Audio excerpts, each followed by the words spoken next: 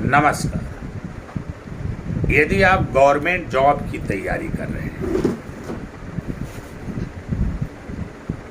आपके पास संपूर्ण ज्ञान भी है, आप बहुत ही तेज तर्रार और मेधावी भी हैं, बावजूद इसके संघर्ष का जो सिलसिला है वो रुकने का नाम नहीं ले रहा है। आपका सिलेक्शन नहीं हो पा रहा है, आपको कोई पद प्रतिष्ठा नहीं प्राप्त हो रही।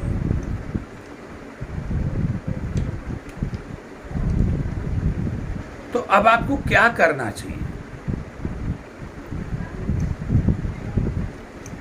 कि आपके तेज होने के बावजूद भी, ब्रिलियंट होने के बावजूद भी, मेधावी होने के बावजूद भी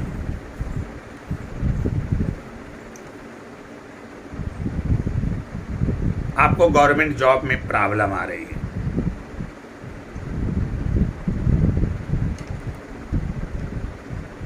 सरकारी नौकरी नहीं लग पा रही, आपका सिलेक्शन नहीं हो पा रहा है, कुछ एक नंबरों से आपका रिजल्ट बार बार रुक जा रहा है।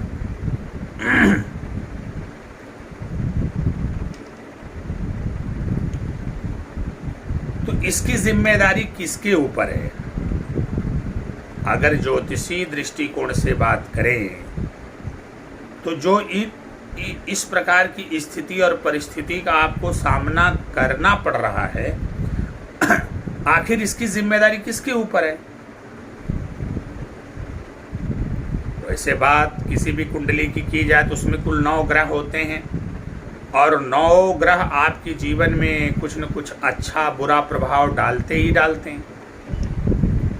लेकिन जहां तक मैं समझता हूं, गवर्नमेंट जॉब के लिए टोटली रिस्पांसिबल होते हैं, संपूर्ण रूप से जिम्मेदार होते हैं सूर्य और मंगल। जहां तक अन्य ग्रहों का सवाल है, वो एक सहयोगी की भूमिका में होते हैं। जैसे अगर चंद्रमा को पकड़ लें तो चंद्रमा आपके मन का कारक है, एकाग्रता देता है, कंसंट्रेशन देता है, आपके मन को कंट्रोल करके रखता है, आपके मन को नियंत्रित करने का प्रयास करता है चंद्रमा। तो यह चंद्रमा की सहयोगी भूमिका है, जिसकी बदौलत आप कंसंट्रेट हुए और आपने ज्ञानार्जन किया, आपने शिक्षा ग्रहण किया, आप शिक्षा के क्षेत्र में, ज्ञान के क्षेत्र में अग्रणी हो गए। तो चंद्रमा ने तो यहाँ पर पॉजिटिव फल दिया आपको कि आपको प्रतियोगी परीक्षा के योग्य बना दिया, इतना ज्ञान आपके अंदर उसने भर दिया, उसने आपको कंसंट्रेट कर दिया। बात करते हैं बुध की, तो बुध जो है वो आपका आत्मविश्वास है, बुध आपकी वाणी है, बुध आपका कॉन्फिडेंस है।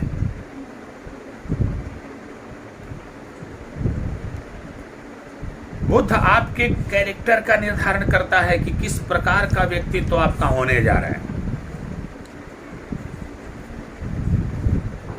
तो बुध आपकी पर्सनालिटी तय कर देता है, बुध आपके कॉन्फिडेंस को तय कर रहा है, बुध आपके आत्मविश्वास को तय कर रहा है, बुध आपकी वाणी को आकर्षक बनाने का प्रयास कर रहा है। जाहिर सी बात है, आप आज इस योग्य हो कि आप ज्ञानवान हो गए हो, आप शिक्षित हो गए हो, आपके पास अच्छे मार्क्स भी हो गए हैं,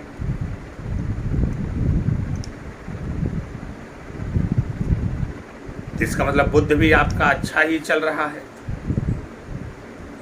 हाँ, थोड़ा सा ध्यान रखना होगा, इंटरव्यू में भी बुध का रोल होता है, तो थोड़ा बुध की स्थिति को भी बारीकी से देखना। मैंने जिक्र किया कि संपूर्ण जिम्मेदारी तो सूर्य और मंगल की है, लेकिन बुध को भी थोड़ा सा देखना चाहिए, क्योंकि इंटरव्यू की जब बात आएगी तो वहाँ पर बुध का संपूर्ण रोल होगा। बुद्ध का संपूर्ण रोल होता है, संपूर्ण भूमिका होती है। तो थोड़ा बुद्ध पर विशेष ध्यान रखना होगा। इसके बाद बात करते हैं बृहस्पति की।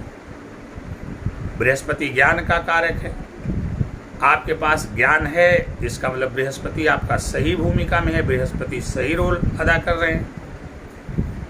शुक्र वो वैभव के कारक हैं, ऐश्वर्य के कारक हैं।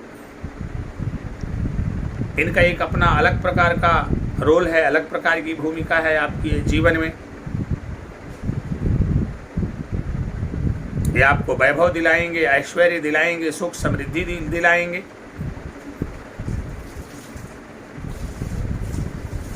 बात करते हैं शनि की। तो शनि आपको कर्मठी बनाएंगे, कर्म क्षेत्र में आपको निपुण बनाएंगे, अग्रणी बनाएंगे। थोड़ी सी बात राहु और केतु की भी कर लेते हैं। राहु केतु अपने स्वभाव के अनुसार कभी अच्छा तो कभी बुरा, कभी अप्रत्याशित रूप से कुछ बड़ा तो कभी अप्रत्याशित रूप से कुछ नुकसान की स्थितियां उत्पन्न करते हैं। इनका जो भी काम रहता है अचानक से ही होता है। इनकी अपनी एक अलग भूमिका है।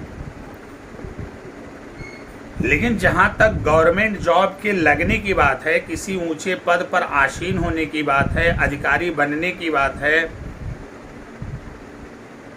इसमें सारी भूमिका सूर्य और मंगल की होती है।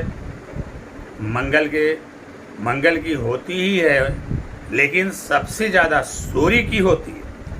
यदि आप गवर्नमेंट जॉब करना चाहते हैं, किसी ऊंचे पद पर आसीन होना चाहते हैं, जैसे यूपीएससी इत्यादि का एग्ज़ाम या इसके समकक्ष और भी जो परीक्षाएं हैं, उनमें आपको सफलता अर्जित करनी है, सफलता प्राप्त करना है, तो आपका सूर्य सही होना चाहिए।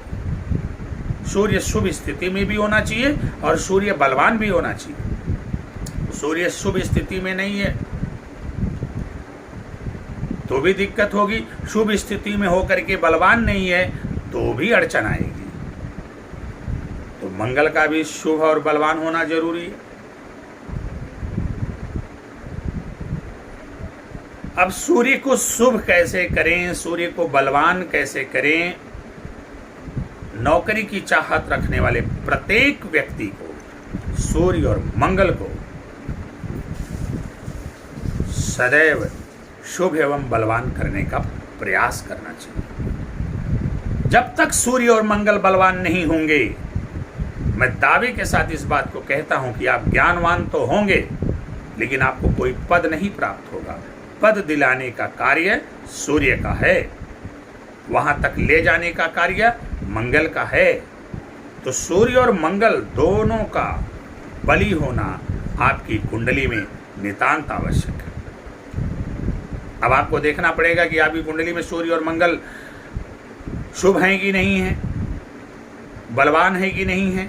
अब किसी अच्छे ज्योतिषी से आप परामर्श लीजिए और देख लीजिए कि कब उनका रत्न पहनना है, कब उनका उपाय करना है। अगर रत्नों द्वारा उन्हें बल प्रदान करना है तो रत्न धारण करके सूर्य का माणिक और मंगल का मूगा धारण करके आप सूर्य और मंगल को बलवान कर लीजिए।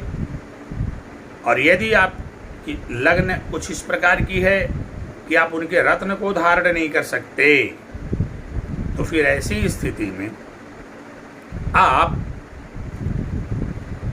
उनके उपाय करिए, सूर्य का उपाय करिए, मंगल का उपाय करिए, सूर्य भगवान को अर्घ्य दीजिए, आदित्य हृदय स्तोत्र का पाठ करिए, बंदरों को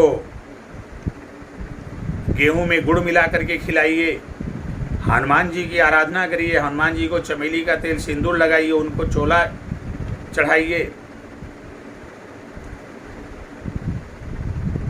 लड्डू का भोग लगाइए, हनुमान चालीसा का पाठ करिए। और एक बात जो मैं सबसे हटकर विचित्र आपको बताने का प्रयास कर रहा हूं, वो बात ये है कि आप अगर सूर्य अस्त हैं, किसी भी लग्न के हैं, अस्त हैं, मृत हैं, और मंगल भी अस्त हैं, मृत हैं। आप किसी भी लग्न के हों, किसी भी राशि के हों, तो जब तक आपको नौकरी नहीं लग जाती, आप इनके रत्नों को आंख मूंद कर धारण कर लीजिए। नौकरी लग जाने के बाद आप चाहें तो इनके रत्नों को उतार सकते हैं। लेकिन मैं ये बार बार इस बात को दोहराऊंगा, यदि आप